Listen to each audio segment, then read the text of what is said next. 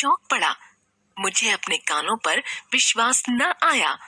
मैंने कॉपी मेज पर रख दी और अपनी कुर्सी को थोड़ा सा आगे सरकाकर पूछा, क्या कहा तुमने? 100 साल?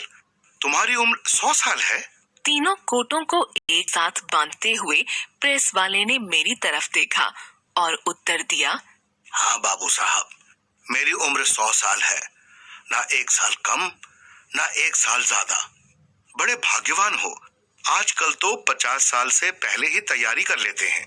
प्रेस वाले ने इसका कोई उत्तर न दिया। सहसा मेरे हृदय में एक विचार उत्पन्न हुआ। मैंने पूछा, अच्छा भाई, ये कहो, तुमने सिखों का राज्य तो देखा होगा। उस राज्य में तुम सुखी थे या नहीं? मेरा मतलब यह है कि उस राज्य में लोगों की क्या दशा थी? प्रेस वाले ने मेरी ओर सतृष्ण नेत्रों से देखा, जैसे किसी को भूली हुई बात याद आ जाए, और ठंडी सांस भरकर बोला, मैं उस जमाने में बहुत छोटा था। सिखों का राज्य कैसा था ये नहीं कह सकता।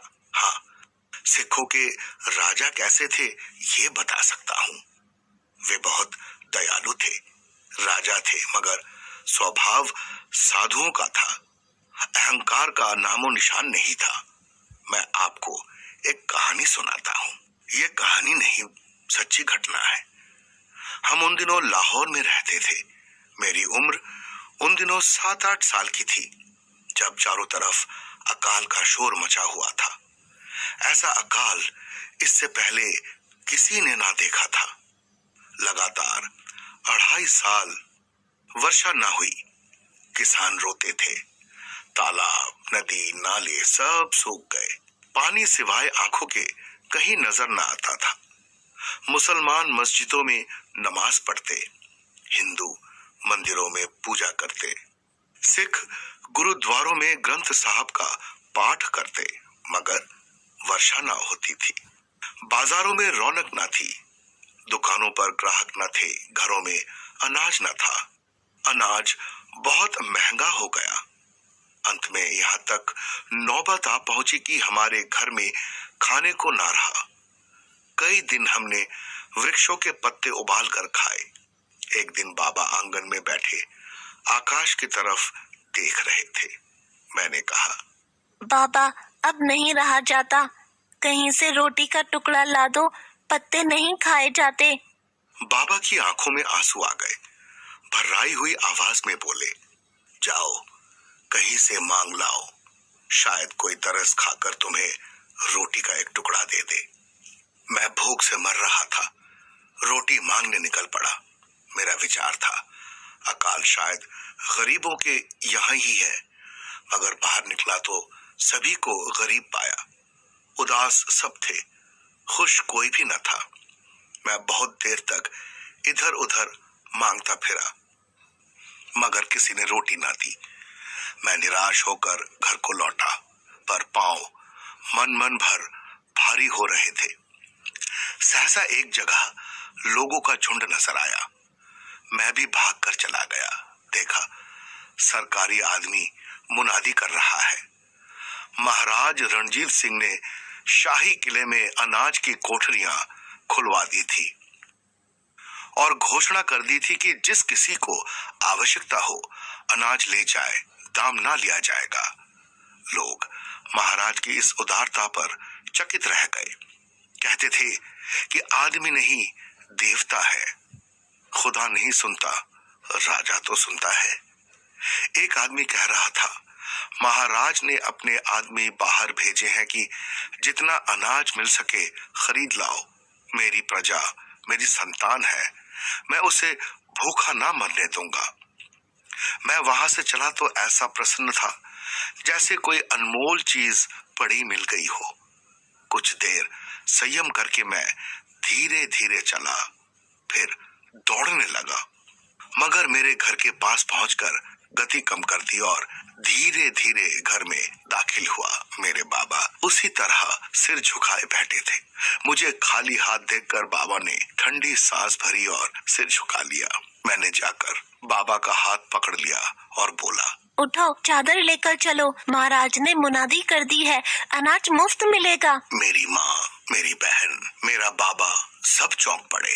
उनको मेरे कहने पर विश्वास ना हुआ, मगर मैंने कहा, मैंने मुनादी अपने कानों से सुनी है, तुम चादर लेकर मेरे साथ चलो। मैंने मुनादी अपने कानों से सुनी है, तुम चादर लेकर मेरे साथ चलो। मेरे बाबा चादर लेकर मेरे साथ चल दिए। उनको अभी तक संदेह था कि ये मजाक है, लेकिन बाजार में आकर देखा तो हजारों लोग उधर ही जा रहे थे। अब उनको मेरी बात पर विश्वास हुआ। किले में पहुंचे तो वहां आदमी ही आदमी थे, पर किसी अमीर को अंदर जाने की आज्ञा न थी। फाटक पर सिपाही खड़े थे। वे जिसके कपड़े सफेद देखते उसे रोक लेते, कहते, ये अनाज गरीबों की सहायता के लिए है। हम अंदर चले गए।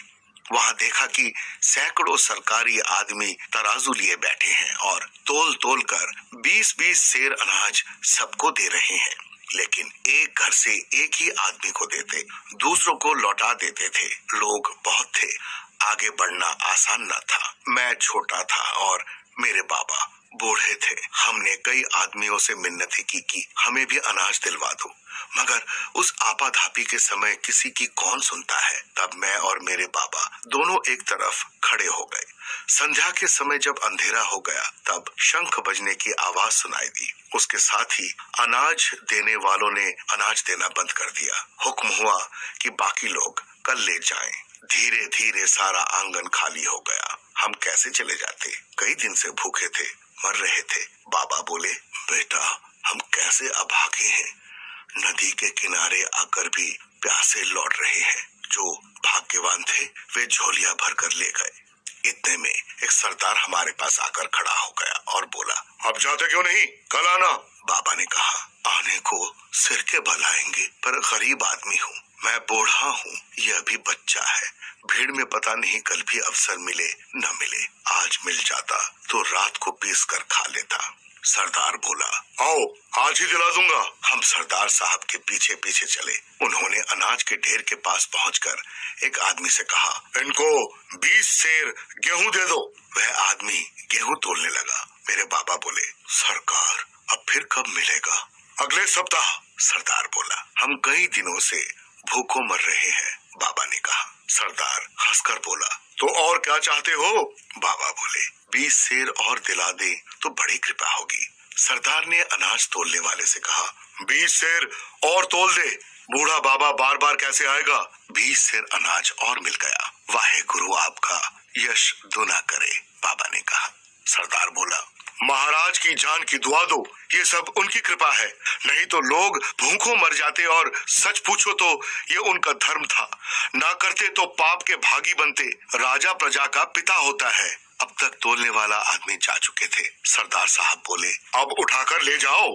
बाबा सहम कर बोले, सरदार साहब गठरी भारी है। सरदार साहब बोले, क्यों भाई, इतना अनाज क्यों बंधवा लिया जो उठाए नहीं उठता? 20 सेर लेते तो ये तकलीफ ना होती। लोभ करते हो, अपनी देह की ओर नहीं देखते। जाओ अपने किसी आदमी को बुला लाओ, तुमसे ना उठेगा। मेरे बाबा ने आह भरी और कहा, सरकार मेरी सहायता कौन करेगा? सरदार साहब ने कुछ देर सोचा, फिर वह गठरी अपने सिर पर उठाकर चलने लगे। हम दंग रह गए।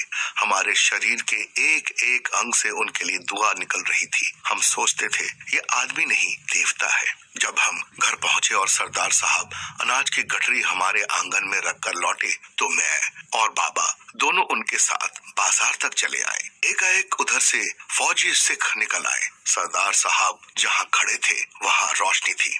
फौजियों ने उनको पहचान लिया और तलवारें निकालकर सलाम किया। ये देखकर मेरे बाबा डर गए। सोचा ये कौन है, कोई बड़ा ओहदेदार होगा, वरना ये लोग इस प्रकार सलाम ना करते। मेरे बाबा ने उन फौजियों से पूछा, ये कौन थे? उनमें से एक ने बाबा की तरफ आश्चर्य से देखा और जवाब दिया, तुम नहीं जानते, ये हमारे महाराज थे। बाबा चौंक पड़े। उनकी आंखें खुली रह गई। उनके मुंह से एक शब्द भी ना निकला। ये महाराज थे, वही महाराज जिनकी आंख के इशारे पर फौजों में हलचल मच जाती थी, जो अपने युग के सबसे बड़े राजा थे।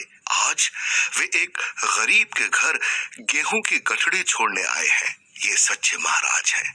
इनका राज जन जन के दिलों पर है।